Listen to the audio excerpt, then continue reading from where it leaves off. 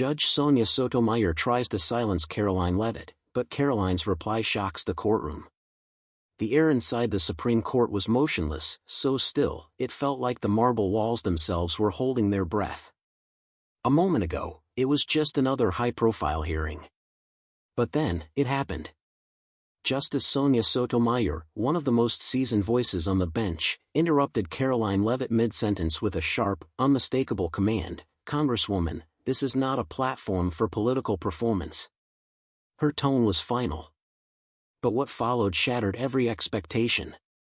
Karoline didn't flinch. She didn't fumble. She looked up at the highest court in the land, and calmly delivered a line so precise, so cutting, and so unforgettable, that even Chief Justice Roberts lowered his pen. A line that flipped the courtroom dynamic on its head. Reporters in the press gallery froze. Law clerks stopped typing. It was the kind of reply that would not only become national news, it would change the conversation around power and voice in America's most sacred legal chamber. And yet, what she said hasn't been fully revealed to the public. Not yet. Because this wasn't just a bold moment, it was a strategic one. What Karoline delivered was more than a comeback. It was a challenge that struck at the foundation of how justice has been performed for decades. And the shock wasn't just about what she said, but who dared to say it. This wasn't just courtroom drama. This was generational defiance. And the stakes? Monumental. If voices like Karoline's, young, elected, unfiltered, can be silenced by protocol, then who exactly is the Constitution protecting? What happened next forced even the highest justices to reevaluate not just a case, but their role in the democracy they claim to serve. And once you hear Karoline's exact words, you'll understand why this moment wasn't just unprecedented, it was unstoppable. Before she ever set foot in that courtroom, Karoline Leavitt had already been underestimated more times than she could count. At just 25, she wasn't supposed to have a seat at the nation's most powerful tables, yet there she was, not just sitting in front of the highest court in America, but daring to speak. To many watching, she was still too young, too bold, too direct. But to her supporters, and to anyone who'd followed her rise, this moment wasn't a surprise. It was inevitable. Born and raised in a working-class New Hampshire town, Karoline wasn't born into power. Her parents were small business owners. She waited tables as a teenager. What set her apart wasn't privilege, it was persistence. She earned her place, first in journalism, then in the White House press office, and finally on the campaign trail, where she stunned the political world by becoming one of the youngest women ever to win a Republican nomination for Congress. But what really made Karoline different wasn't just her age. It was her refusal to speak in political code. She was blunt. She was principled. And she believed deeply that the Constitution belonged to the people, not to the elite class that often wielded it from above. That belief made this hearing personal. The court had taken up a high-stakes case, one that touched free speech, election laws, and the question of whether federal institutions had the right to suppress what they labeled as disinformation. For Karoline, this wasn't abstract. It was real. She had lived it, watched her own social media platforms throttle her posts, seen allies silenced in debates, heard her constituents worry that their voices were being erased by a government that claimed to be protecting them. When the opportunity came to submit an amicus argument in the case, she didn't hesitate. What no one expected was that she'd be invited to speak before the court itself. That invitation stirred immediate backlash. Critics called it inappropriate. Even some legal scholars said it was risky. But Karoline saw something deeper. This was her chance to do what she'd promised since day one, not just to represent her district, but to bring their voices directly into the rooms where decisions were made about their freedom. And if that made some people uncomfortable, she was okay with that. In fact, she welcomed it. Because silence was never her strategy. The courtroom was already brimming with quiet tension before Karoline Leavitt even spoke a word. This wasn't just another day on the Supreme Court calendar. From the moment she entered the chamber, it was clear something different was about to unfold. The walls of tradition loomed tall, scarlet-robed justices seated behind a mahogany bench, their expressions unreadable, their rituals precise. But then came Karoline, alone, confident, dressed in a deep navy suit that seemed to cut through the room's monochrome stillness. She walked to the podium like she'd been here before.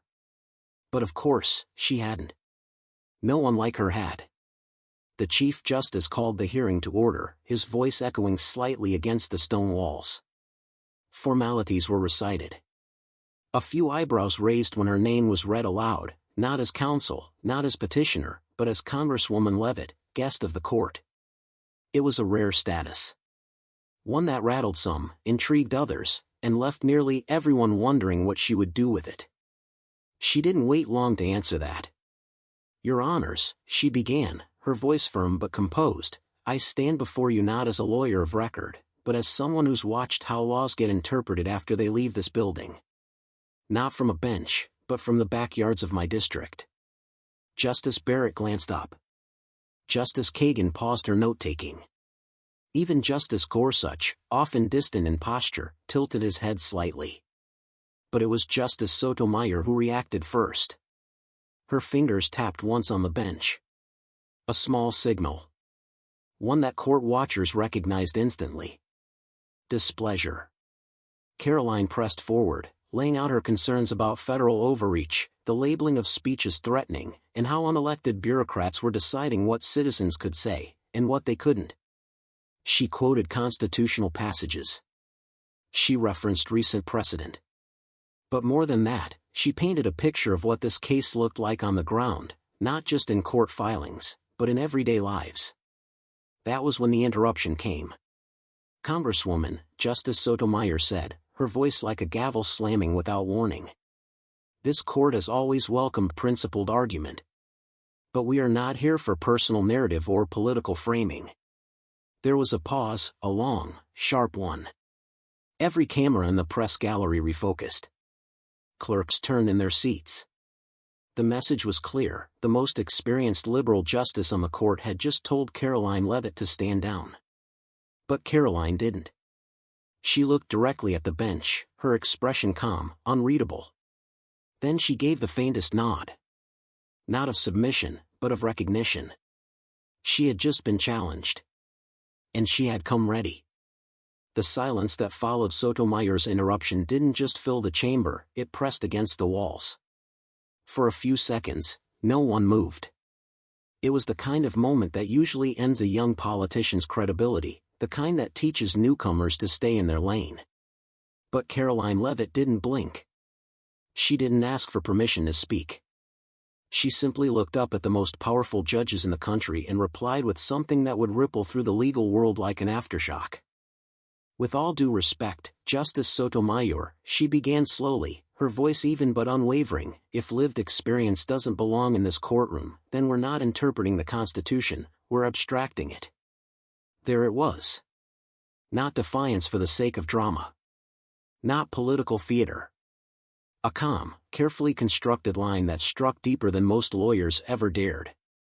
Even Justice Roberts leaned back slightly, as if he too had felt the tremor in her words.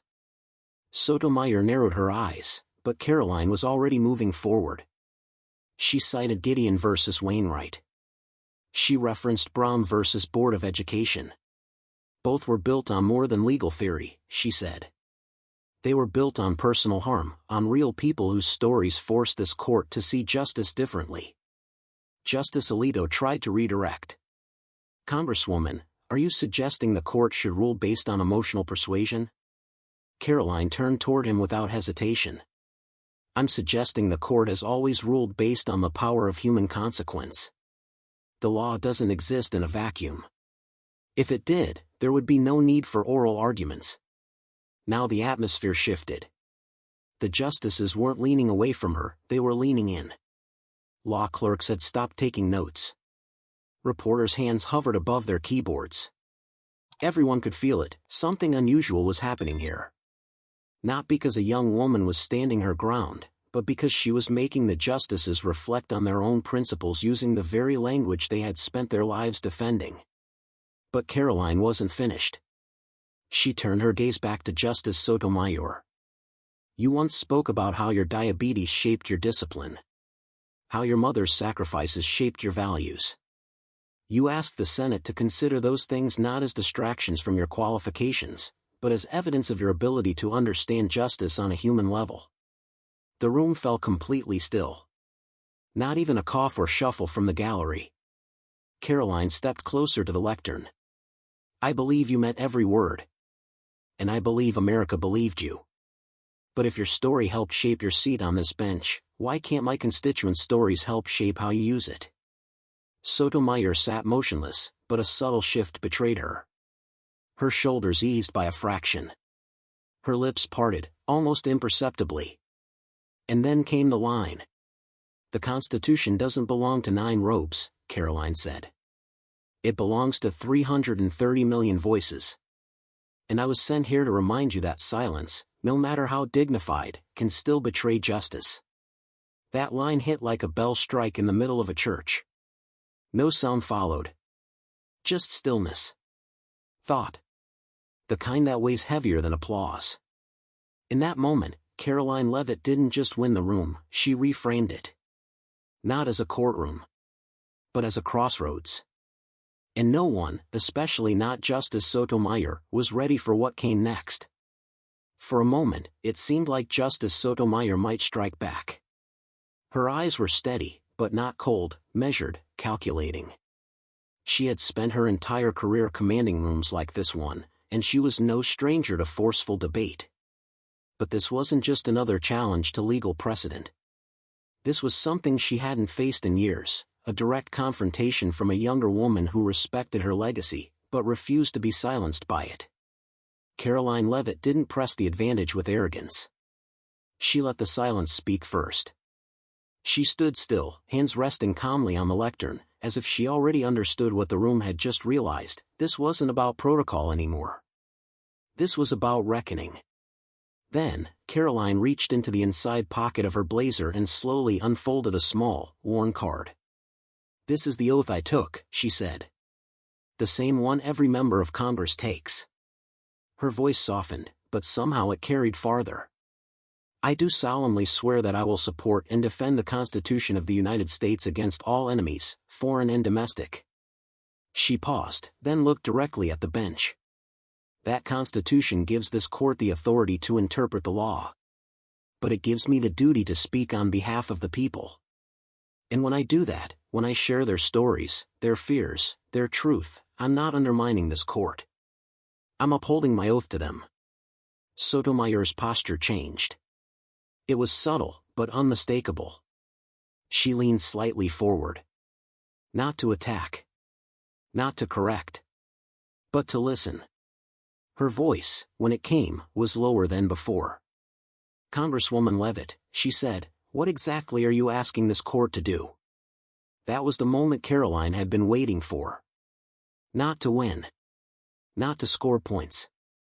But to shift the ground. I'm asking you, Karoline said, to remember that constitutional principles exist to protect real people.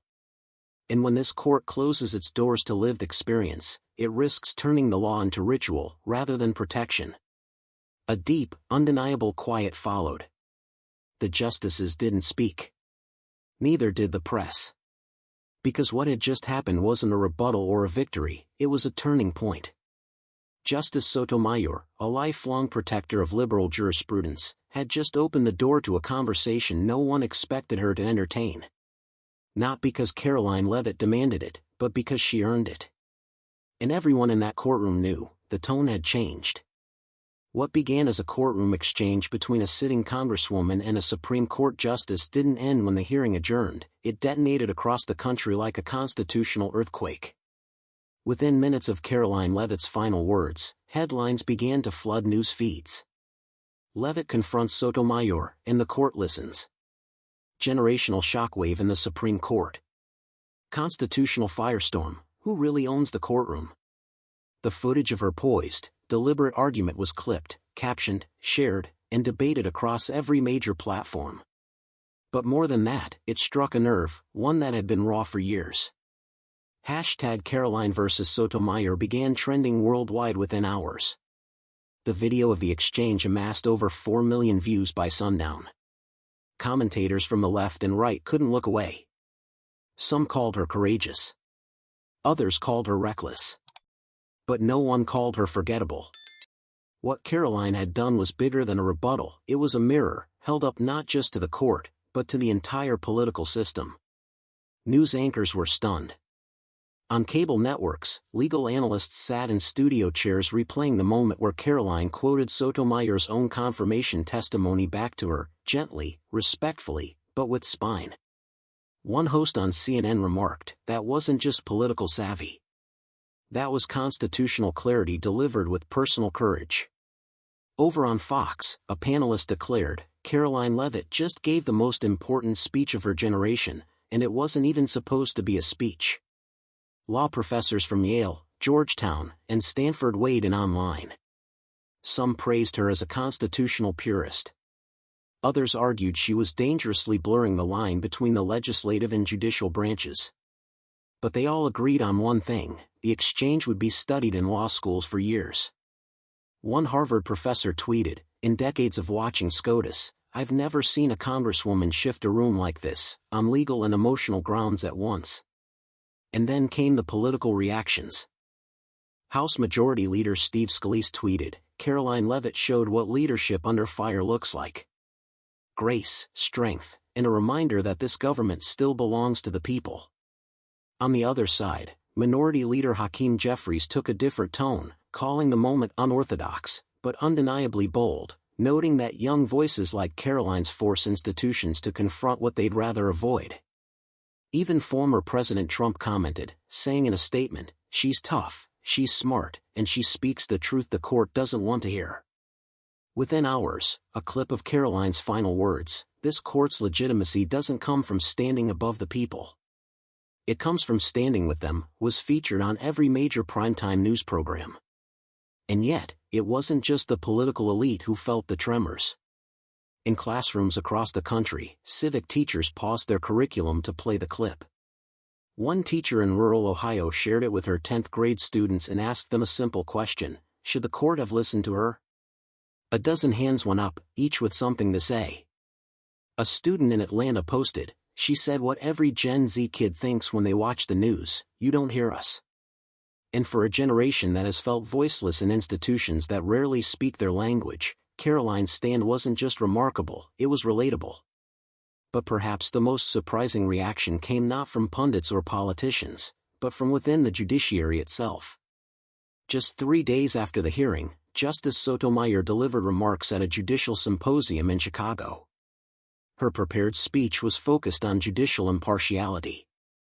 But midway through, she paused, removed her glasses, and spoke without notes. "There are moments," she said quietly, "when the people remind the court of why it exists." This week was one of those moments. She didn't name Karoline. She didn't need to. The room understood. And that subtle, unspoken acknowledgement that she had been moved, not defeated, was what gave the exchange its lasting power. This wasn't a collapse of judicial authority. It was an invitation to reform how it listens. And Karoline Leavitt hadn't shouted her way into that space. She'd walked in, waited for the interruption, and then taught the court how to hear something it had long stopped recognizing: the democratic heartbeat outside its walls. Policy circles reacted too. Several congressional members introduced proposals to expand public transparency within the court, streamlining access to hearings, translating decisions into plain language, and re-examining the limits of amicus participation. One proposal was unofficially named the Leavitt Clause, aiming to create a formal process for citizen-elected officials to address the court on behalf of constituents in specific constitutional cases. Outside the marble halls of D.C., the public response was overwhelming. Karoline's office received over 70,000 emails within the first 72 hours. Messages from veterans, school teachers, students, mothers. One email simply read, "You didn't just speak for your district. You spoke for me. Thank you." Universities invited her to speak. Civic groups asked for transcripts. Legal podcasts dissected every word she said. She went viral, but not for outrage. She went viral for making people think. And yet, Karoline didn't immediately step into the spotlight. Her response was characteristically measured. In a brief interview with NPR, she said, "I didn't go to the court to win a debate. I went to ask a question that the public deserves to have answered. Are we still being heard?" The weight of that question continued to linger. Even legal scholars who disagreed with her politics admitted something had shifted. One constitutional historian from Columbia wrote in The Atlantic, "Leavitt reframed judicial confrontation not as rebellion, but as remembrance." She reminded the court that its robes were meant to shield the people, not block their voices. And in a world where sound bites usually cheapen discourse, Karoline's words had done something rare: they deepened it. By the end of the week, conservative and liberal legal scholars were debating not whether she had crossed a line, but whether the line itself needed redrawing. Was the court too insulated from public accountability? Had tradition become a form of exclusion? And if Congress was a co-equal branch of government, why had it been so absent from the courtroom for so long? The questions didn't come with easy answers, but that was the point. Karoline Leavitt hadn't just raised her voice. She had made the nation listen. And she'd done it not through outrage, but through clarity, calm, and conviction. Karoline Leavitt didn't walk into that courtroom to perform. She walked in to remind America that courage still belongs to the people. In 10 minutes, she proved that reverence for the Constitution doesn't mean silence in the face of power, it means rising to meet it. And as Justice Sotomayor listened, something rare happened: accountability met humility. The message was clear. Institutions don't grow by shutting voices out, they grow by letting truth in. If you believe democracy depends on that kind of courage, type "heard" in the comments, and subscribe for more stories that won't stay silent.